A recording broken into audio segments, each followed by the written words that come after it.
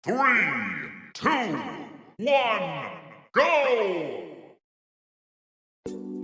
Dorce Gamalama baru-baru ini bikin heboh soal wasiatnya, di mana ia meminta dimakamkan sebagai perempuan jika meninggal dunia. Wasiat Dorce pun kemudian ditanggapi oleh penceramah Gus Miftah. Gus Miftah mencoba menelaah hukum transgender dalam agama Islam. Dalam Al-Quran jelas dibagi hanya 2 jenis kelamin. Jadi yang pertama dalam surat Al-Hujarat itu Allah menciptakan kelamin itu cuma ada 2, jadi jenis laki-laki dan perempuan. Kemudian dalam fikih itu ada jenis kelamin yang ketiga namanya kunsa, kata Gus Miftah. Menurut Gus Miftah, kunsa adalah orang yang dalam tanda kutip berjenis kelamin 2, cewek atau cowok. Hal itu ada penjelasan medisnya, seperti yang baru-baru ini terjadi pada anggota TNI dan pemain voli Aprilio Manganang.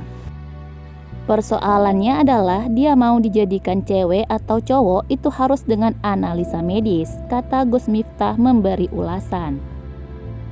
Tentang anggota TNI yang terbaru itu, Aprilio Manganang, itu kan yang tadinya dikira cewek, tapi ternyata setelah dianalisa medis melalui Pak Kasat waktu itu, Bang Andika, ternyata ini cowok gitu.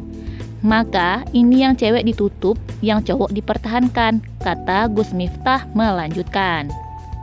Kemudian Gus Miftah membandingkan dengan kondisi Dorce Gamalama, bahwa ia mengubah kelaminnya dengan keinginan sendiri bukan karena kondisi medis tertentu.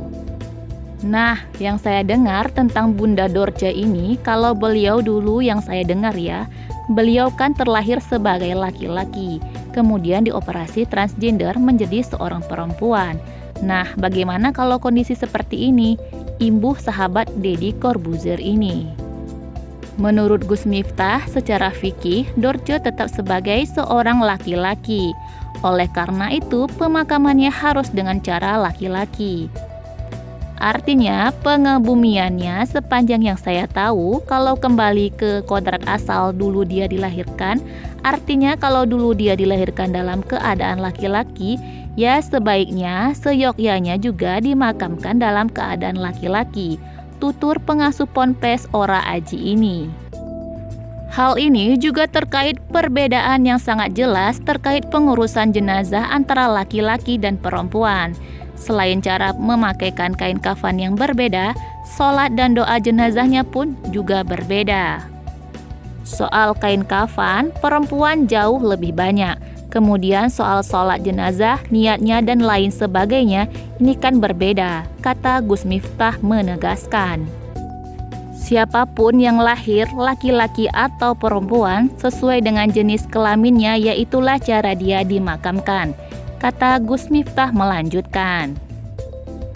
Menyinggung soal wasiat Dorce Gamalama yang menghendaki dikebumikan dalam keadaan perempuan atau ingin jenazahnya dimandikan oleh perempuan, Gus Miftah berpendapat bahwa hal itu bisa dilihat dari ketentuan tentang wasiat, bahwa wasiat yang tak mengandung kebaikan tidak harus dilakukan. Wasiat itu harus dilaksanakan ketika ada kebaikan di dalamnya, tidak ada kemaksiatan apalagi melanggar syariat.